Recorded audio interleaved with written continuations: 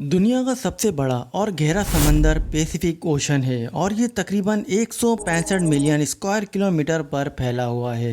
हैरत अंगेज बात यह है कि पूरी दुनिया पर खुश्क हिस्सा 148 मिलियन स्क्वायर किलोमीटर है, यानी पैसिफिक ओशन हमारे खुश्क ज़मीन से भी बड़ा है। ये इतना बड़ा समंदर है, इसका अंदाज़ा इस बात से लगाया जा सकता है अगर नॉर्थ चिली के किनारे से इस समंदर की शुरुआत करें और गहरा गड्ढा खोदकर सीधा ज़मीन के दूसरे किनारे से निकलना चाहें, तब भी कोई इस समंदर को क्रॉस नहीं कर सकता। कुछ छोटे छोटे आइलैंड के अलावा बाकी सारा समंदर कड़वे पानी से ठाटे मारता और चारों तरफ सिर्फ सूरज की रोशनी बिखरी है। यानी अगर इस समंदर के दरमियानी हिस्से में कोई फंस जाए तो इसे ना तो कोई मदद मिल सकती है और ना ही वो ज़्यादा दिन तक यहाँ जिंदा रह सकता है। यहाँ तक कि इसे कोई ढूंढ भी नहीं पाएगा।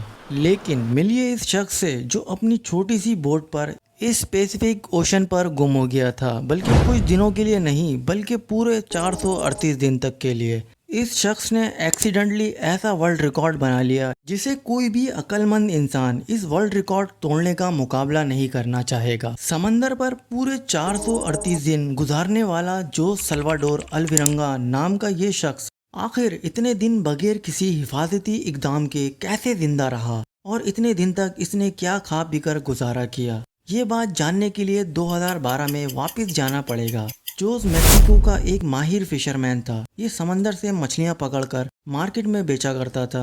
17 नवंबर 2012 का वो दिन भी एक आम सा दिन था जब जोस ने अपने एक साथी के साथ फिशिंग करने का प्रोग्राम बनाया और मेक्सिको के एक गांव कोस्टा एजुल से अपनी छोटी सी बोट लेकर शिकार के लिए रवाना हुआ। इनका प्रोग्राम समंदर पर सिर्फ 30 घंटे तक फिशिंग करने का था, क्योंकि इनकी बोट का साइज बहुत छोटा था। बोट पर सेफ्टी के लिए कोई इकदामात नहीं थे। इस 7 फीट के बोट पर एक इंजन था और मछलियां स्टोर करने के लिए एक फ्रिज मौजूद था। ये लोग ये बात जानते थे कि समंदर के इस हिस्से पर तूफान आने वाला है, लेकिन फिर भी इन दोनों ने आगे बढ़ने का फैसला किया, क्योंकि मेक्सिको के इस कोस्टा एजुल हिस्से के फिशरमैन एक दिन में इतनी मछलियां पकड़ लेते थे कि इन मछलियों को बेचकर इससे मिलने वाले पैसों पर पूरा हफ्ता आराम से गुजारा कर लेते थे। ये लोग अभी 120 किलोमीटर तक ही गए थे कि तूफान ने समंदर को चारों तरफ से घेर लिया और पूरा समंदर चीखें मारने लगा। इनकी बोट भी समंदर पर डगमगाने लगी और किसी भी वक्त डूब सकती थी।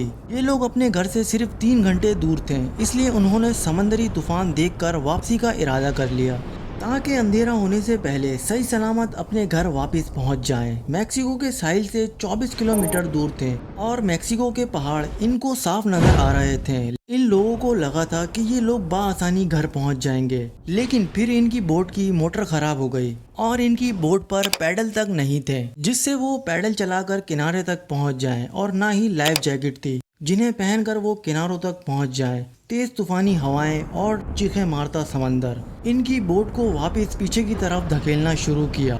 इस सूरत हाल पर इन्होंने रेडियो सिग्नल के जरिए अपने बॉस तक खबर पहुंचाई। इनके बॉस ने तसल्ली दी कि हम जल्द वहां पहुंच रहे हैं, तुम अपनी लोकेशन बताओ। अभी वो अपनी लोकेशन बता ही रहे थे कि रेडियो की बैटरी खत्म हो गई और दूसरी तरफ खामोशी छा गई। समंदर में फंसे इन लोगों की परेशानी का अंदाजा आप लोग इस बात से कर सकते हैं, इनका राब्ता खुले समंदर पर होने की वजह से बाहर की दुनिया से कट चुका था। किसी को नहीं पता था कि वो इस वक्त कहाँ मौजूद हैं और यूं आहिस्ता आहिस्ता मेक्सिको के पहाड़ियों से दूर होते गए। समंदर की तेज हवाएं इनको इनकी मंजिल से काफी दूर ले गई थी। इनके बॉस ने एक सर्च टीम बनाकर पैसिफिक ओशन में इनको ढूंढा, लेकिन अब बहुत देर हो चुकी थी, क्योंकि जैसे जैसे दिन गुजरते जा रहे थे इन दोनों का जिंदा होना मुश्किल समझा जा रहा था। इस हादसे को तकरीबन 5 दिन हो चुके थे और समंदर की तेज हवाओं ने जोस की बोट को 450 किलोमीटर तक दूर फेंक दिया था। वो समंदर के इस हिस्से पर पहुंच गए थे जहां चारों तरफ सिर्फ दूर दूर तक पानी ही पानी नजर आ रहा था। इनकी बोट इतनी छोटी थी कि आसमान से देखने पर भी नजर नहीं आती और सिग्नल देने के लिए ना कोई फ्लायर गन थी और ना ही कोई दूसरा रास्ता जिससे सिग्नल देकर अपनी लोकेशन बता सकें। यानी इनके सर्वाइवल के अब बहुत कम चांस थे। दूसरी तरफ इनके बॉस की सर्च टीम भी इनको ढूंढने में नाकाम रही और मायूस होकर वापस चले गई। जोस और इसका साथी अपनी भूख मिटाने के लिए समंदर से मछलियां पकड़कर खाने लगे या फिर प्लास्टिक की बोतल में बारिश का पानी जमा करके पीने लगे। जिन दिनों बारिश नहीं होती या तो वो कछुए का खून पीकर अपनी प्यास बुझाते और कभी इनको कछुए ना मिलते तो वो अपना यूरिन ही पीकर गुजारा करने लगे। दिन गुजरते गए और देखते ही देखते महीनों में तब्दील हो गए। वो जिन मेंटल टॉर्चर से गुजर रहे थे वो हम इमेजिन भी नहीं कर सकते। जोस के साथी ने 4 महीने के बाद हार मान ली, क्योंकि वो कच्चा खाना खा खा कर बीमार पड़ने लगा था। इसलिए इसने मजीद ये खाना खाने से मना कर दिया, जिसके बाद भूख की वजह से इसकी मौत हो गई। जोस अब इस समंदर में अकेला रह गया था, देखने पर जहाँ चारों तरफ पानी ही पानी नजर आता था। और वो बदकिस्मती से समंदर के इस हिस्से में मौजूद था जहाँ समंदरी जहाज भी सालों या महीनों में सिर्फ एक आध बार ही गुजरा करते थे। लेकिन आखिरकार एक दिन जोस पर किस्मत मेहरबान हो गई और वहाँ से एक समंदरी जहाज गुजरा। जोस को लगा अब वो शायद यहाँ से जिंदा बचकर निकल जाएगा। इसने जहाज को रोकने के लिए हर तरह के इशारे किए, मगर जहाज में बैठे इन 4 लोगों ने जोस को देखने के बावजूद भी इग्नोर कर दिया और वहाँ से गुजर गए। 11 महीने का वक्त गुजर चुका था। जोस अब तक 18,000 किलोमीटर का सफर तय कर चुका था। इसके जिस्म पर कपड़े भी गल कर उतर चुके थे और दाढ़ी भी हद से ज्यादा बड़ी हो चुकी थी कि आखिरकार 30 जनवरी 2014 को, यानी पूरे 14 महीने के बाद, जोस ने आसपास पानी में नारियल तैरते देखे। वो समझ गया था कि आसपास कोई आइलैंड लाजमी होगा जहां से नारियल टूटकर पानी में गिरकर तैर रहे हैं। थोड़ी देर बाद इसे वो आइलैंड नजर आने लगा, मगर उसे इस बात का डर था कहीं इससे ये आइलैंड मिस ना हो जाए। इसीलिए वो समंदर में कूद गया और तैरता हुआ आइलैंड तक पहुंच गया। और पूरे 14 महीने बाद इसे कोई खुश्क जमीन नजर आई। वो इसे देखकर काफी खुश था। उसे इस आइलैंड पर छोटा सा घर नजर आया। इसने उस दरवाजे पर नॉक किया। नॉक करने के बाद वहाँ के एक लोकल ने दरवाजा खोला। पूरे 14 महीने बाद जोस का पहली बार किसी इंसान से कांटेक्ट हुआ।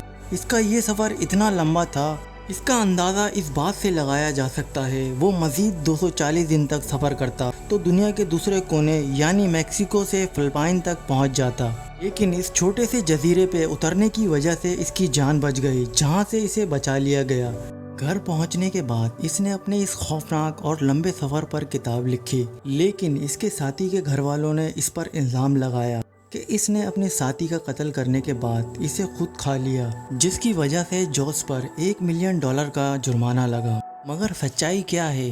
क्या सच में जोस ने सरवाइव करने के लिए अपने साथी को खा लिया या कुछ और? ये कोई भी नहीं जानता अब तक।